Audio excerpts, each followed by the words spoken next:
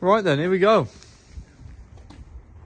Well, another car, I know I keep saying it, but I love them to bits. I think they're absolutely great. It's a Series 4, as you can see. Absolutely genuine old thing, isn't it? I mean, it's over repair panels and such like. I love the colour. This was almost certainly the most popular colour in its day. It's a working vehicle, this, isn't it? It really is. Tell what this would make a really good little competition vehicle. Just in that sort of condition where it wouldn't matter too much if you marked it, but at the same time, I would imagine it would be, with a bit of fettling, would be very usable.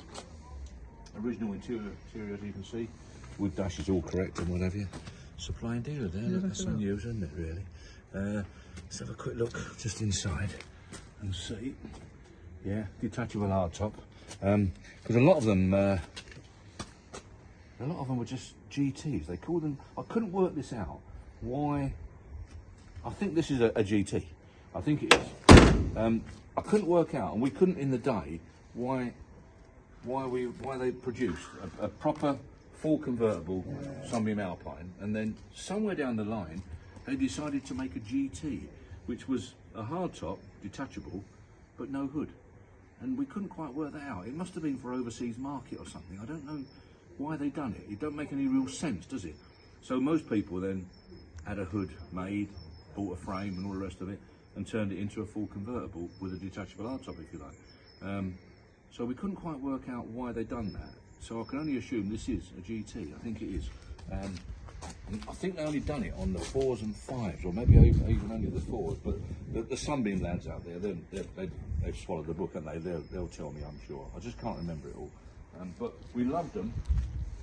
They were cheap.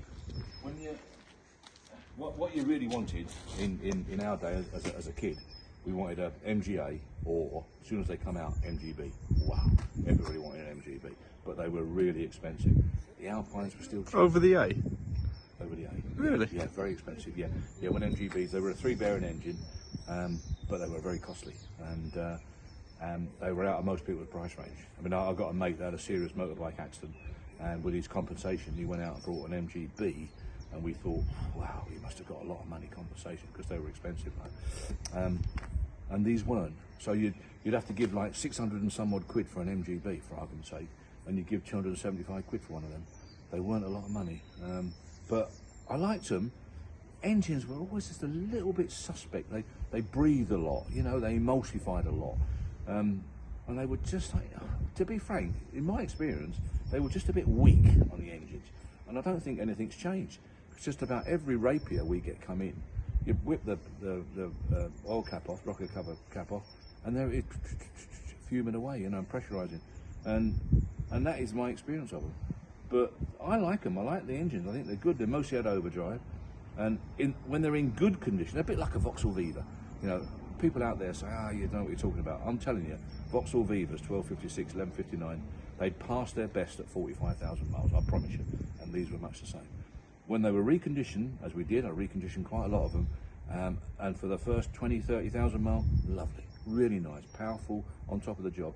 But they went downhill a bit quick. I'm sorry, Sunbeam guys, but that's my experience. I'm only talking about my experience. You might have experienced something completely different, but that's a fact of life. I once had one with a hell of a rattle on the front there, like a timing chain rattle, and the bottom dog had come loose.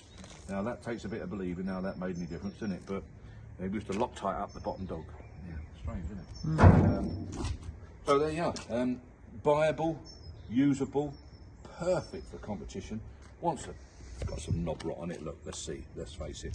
So it wants addressing, doesn't it? But, you know, at least it's a savable, a salvageable metal wing. Easy, really, to fix, isn't it? Simple job. So yeah, get it bought, use it for some competition work. Fantastic fun.